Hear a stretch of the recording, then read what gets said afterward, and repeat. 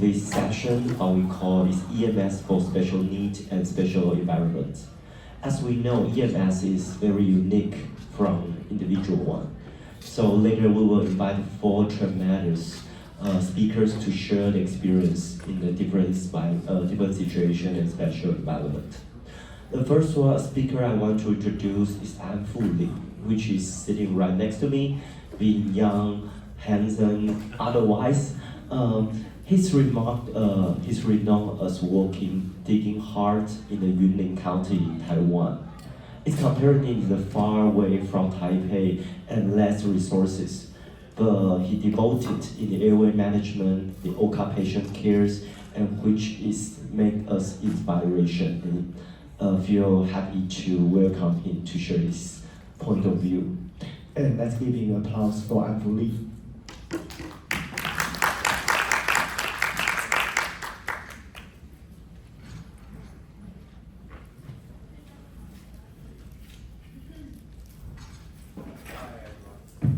Hi everyone there, I'm Yunlin, and okay, before starting the session, does anyone know where Yunlin County is? The question is limited to foreigners.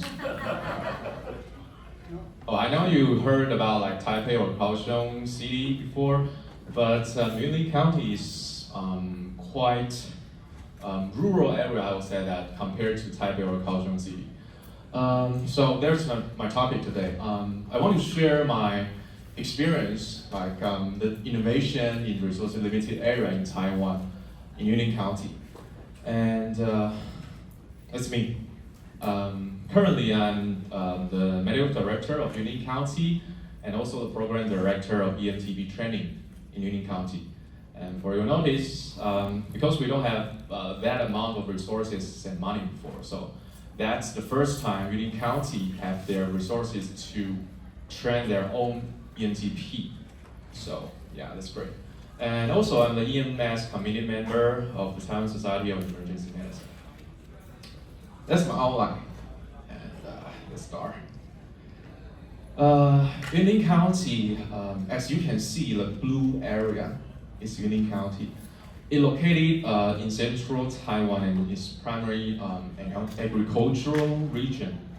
But as you know, it's hard to earn that amount of money to like buy agriculture, like growing grains or growing vegetables. So the outflow of manpower from Yunlin County is a lot. So the elderly population in Yunlin County accounts a lot of population. After researching, I noticed that Yunlin County ranks third in terms of aging in Taiwan. So you can see that the medical resources need to care the aging people, the elderly is a lot. But how about the medical resources in Yunlin? You can see that the emergency responsibility hospitals is 6, and the number of hospital beds is 3,686. If I use Yunlin County as reference, you can see that 1, compared to neighboring city, Changhua and Jiayi County, Changhua County is 2.3 times in terms of emergency responsibility hospital compared to Yunlin, and the number of hospital beds is 2.12 times compared to Yunlin County. How about another county, Jiayi County? Their emergency responsibility hospital is 1.5 times, and the number of hospitals is 1.9 compared to Yunlin County. So, how to integrate? I like to say from bottom up to maximize our capability of treating patients is necessary and is important in this resource limited area, as you can see. I think I photoed this from a neighboring group. So that's the true view of Yunlin. You can see that. Okay.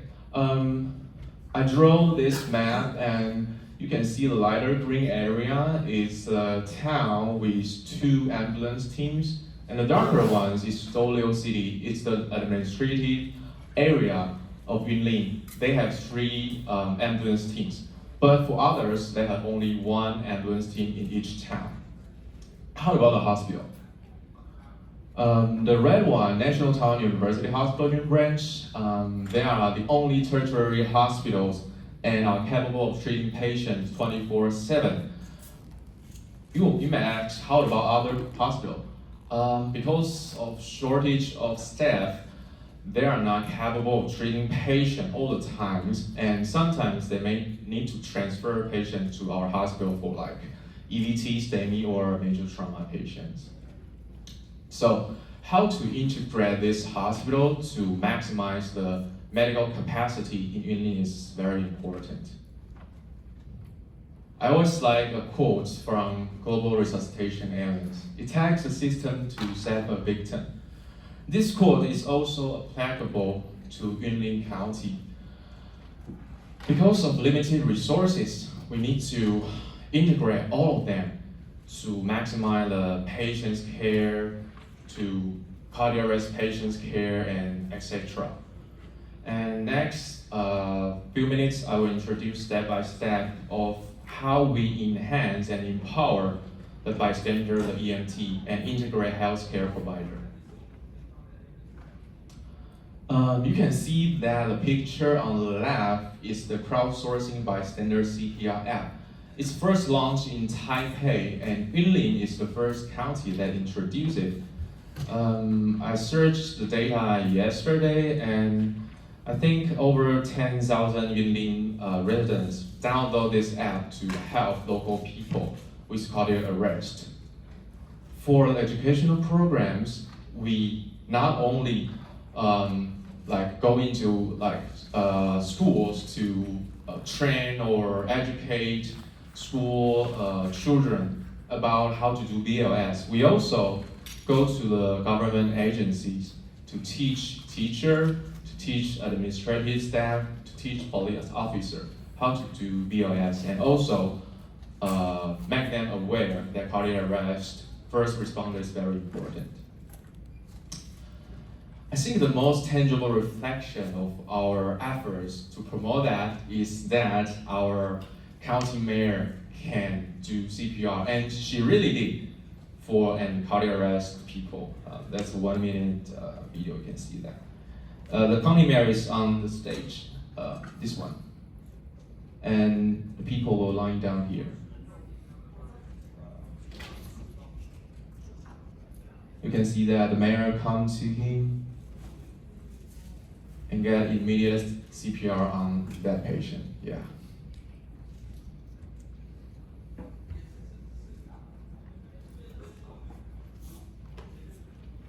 As I can remember, this patient achieved RASC before arriving hospital.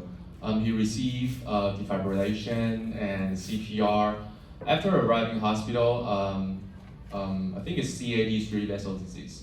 Now he's discharged with CPC1, so that's really amazing, and it reflects our efforts to put VOS training and education in every aspect of society. How about pre-hospital ECG? I know lots of counties have their own ECG protocol. For Yunlin, we start not that early, but I would say that we do a good job on that. We start our ECG, pre-hospital ECG from 2019. And after 2020, all ambulance teams were equipped with that ECG machines. And our ECG machines will upload the ECG to the line group. You can see that on the right side, to the line group automatically. And the line group population is mainly from emergency doctors and cardiologists in Yunlin Hospital, the 6th hospital you noticed before. So the interpretation of ECG is immediately 24/7, and they know which hospital is capable of treating patient now and which hospital cannot. So they will transfer that patient to right hospital at right time. And you can see that in 2023, 47 patients were sent to PCI capable hospital and received a coronary intervention. It's our hospital calculation. After implementation of pre-hospital ECG, the door to balloon time will shorten from 77 to 55 minutes. How about pre-hospital ultrasound? If I said that it's a pelvic view ultrasound of a trauma patient, do you think he has free fluid? What's your thought?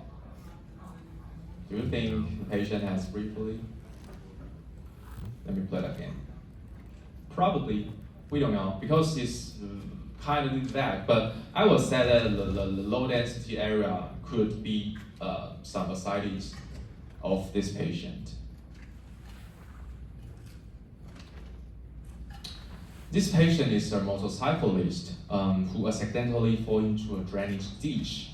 And seeing the vital signs were all normal, and the EMT do the pre-hospital ultrasound for that patient and reveal the view you just see on the previous PowerPoint.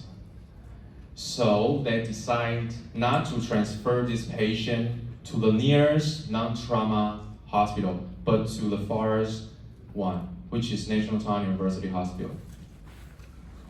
It takes about longer 20 minutes, another 20 minutes for this ambulance to transfer patient to National Taiwan University Hospital. But we are capable of treating this patient rather than the hospital I mentioned. After a thorough survey and CT scan, we found that this patient had massive pneumothorax, as well as liver and kidney lacerations. Complete the treatment course and operation. I searched the hospital record. He's now in the general ward and preparing to discharge. So this protocol in Yunlin is quite important, I would say, that because we only have one tertiary hospital and one trauma center. So how to manage and transfer patient efficiently is very important topic for Yunlin County. As you can see, that's the records on the ambulance. The EMT do the ultrasound for the patients, and that's the only wound on patient's body. So that's not quite like high injury pattern, high energy pattern. Okay. The pre-hospital ultrasound in Yunlin was implemented in 2020, and our focus is mainly on vital signs stable patients who did not meet the high-risk trauma field triage criteria. Because whoever meet that criteria will transfer to trauma center, right? So the main focus, the main population is vital signs stable patients. And any positive finding could further alter patient's destination of transfer. Yeah, that's what we do. And you can see that in the line group, we have 6 hospitals I mentioned before. All of the hospitals, ER doctors are in the group, and they will interpret the echo finding real time to reply. And as you can see, this is the case I mentioned before. They transfer patient to NTUH Yunlin branch.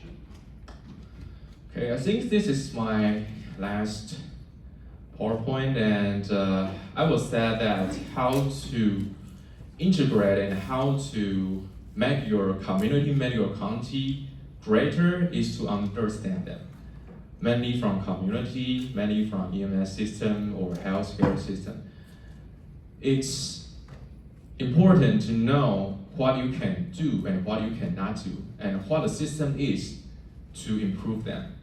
So I think it's important to do that before you try to improve or to try to implement a new way to your society.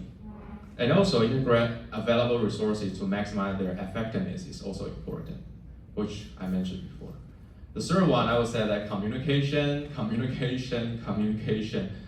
Because for the whole society, you need to communicate with governor, communicate with community, and also the EMS system, because they may not be familiar with the protocol you are going to implement. So communication, I would say that that's the most important one. Okay, I think I finished my speech today, and if there is any question, please ask. Thank you so much.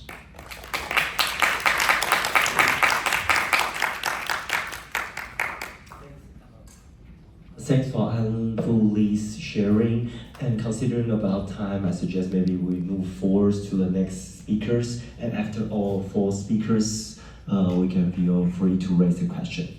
The next one, I want to introduce Sebastian Claperet.